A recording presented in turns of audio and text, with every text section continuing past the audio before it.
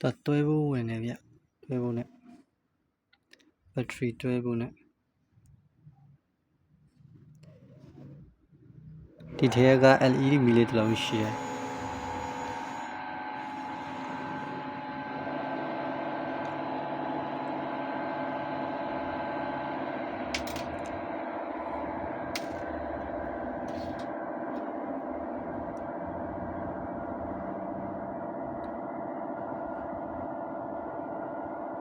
တကယ်လင်းတယ်ကတ်ထားရင်သူကလင်းတယ်အရင်ကောက်ရလို့ရှိရင်လည်းမရတော့တွင်ကမီလင်းလေးပိတ်ရလို့ရှိရင်သူကဒီဟိုသာကွမ်ဂျိုးအစားထွက်လာတဲ့ခါရက်လေးကရှိတော့အဲ့လိုမျိုးပြောတော့လက်နဲ့ကင်ရင်လည်းမရအောင်ဒီကွမ်လေးပေါ့နော်လက်နဲ့ထိရင်လည်းသူမရအောင်နော်အဲ့လိုမျိုး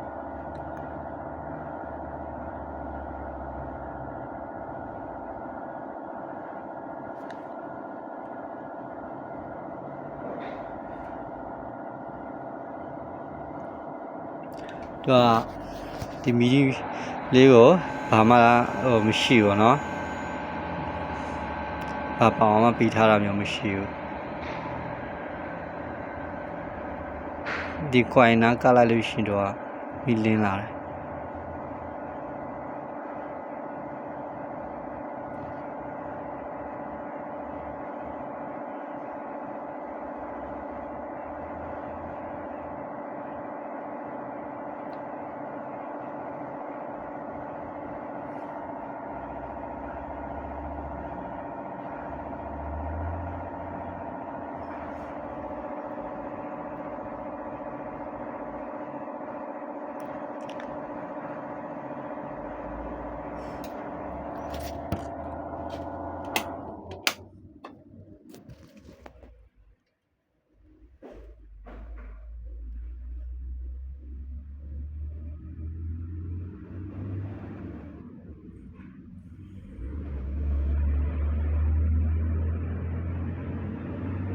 ဒီအပေါ်ကွိုင်စလေးကနေပြီးတော့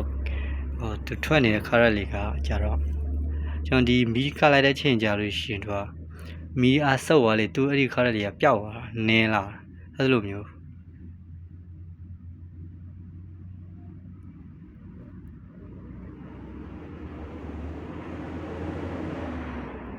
ရမ်းမိုက်တယ်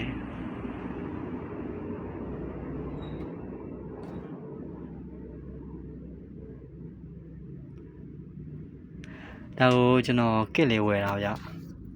သူပစ္စည်းတစ်ခုချင်းစီအဲ့လိုမျိုးဖြုတ်ထားပြီးသားလားကောက်ကိုသူပေးထားတဲ့အပေါင်းနေရာလေးတွေမှာလိုက်ပြီးတော့ထည့်ပြီးခဲဆော့လိုက်ရုံပဲ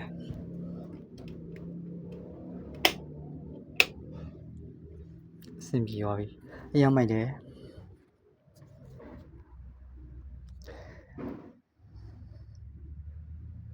ဒီမှာစီပိတ်လို့ရတယ်ပိတ်လိုက်ပြီဘာမျိုးရှိတော့ဒီကွမ်လုံးကလည်းတော်တော်ပူလာတယ်ဗျကွမ်လုံးလေးကသူက PVC ပိုက်ကိုပတ်ထားတာကွမ်လေးကကွမ်က 0.1 mm size အဲ့လိုမျိုးမုံလေးထဲမှာအဲ့ဒီကွမ်ကိုသူချထားတဲ့ဒီအကွက်လေးမှာပဲထိုင်လို့ရတယ်တကယ်လို့ဒီလိုမျိုးရွေးလိုက်ပြီဆိုလို့ရှိရင်အပြင်ဘက်မှာချထားပြီးတော့နေဆိုရင်ဟိုကွမ်ကမီးမရှိတော့ဘူးပေါ့နော်သူကပါဝါမရှိတော့အဲ့လိုဖြစ်သွားတယ်သူကဒီ current မပြေတော့ဒီ transistor ဗာလဲ regulator ခေါ်တော့ဒီကောင်တော်တော်လေးကိုပူတာတအားပူတယ်ကိုကြည့်တော့နေသူကဘာမှတွေ့တူမပါဘူးဗျအဲ့ဒီကောင်လေးတစ်လုံးဒီ transistor လားအဲ့ဒီဟာလေးတစ်လုံးပါမယ်ပြီးတော့resistor တစ်လုံးနဲ့ဒီ capacitor လေးတစ်လုံးပါတယ် capacitor ကလည်းတတိလေးဒီကောင်ကျတော့အဖိုးမတော့မရှိဘူးတော့ဘာလဲမသိသူနာမည်ခေါ်တယ်ဗျနော်ဆရာလေးတော့သိတာပေါ့အဲ့ဒီ capacitor လေးနဲ့ဒါလေးပဲထူပါမှတော့မရှိဘူး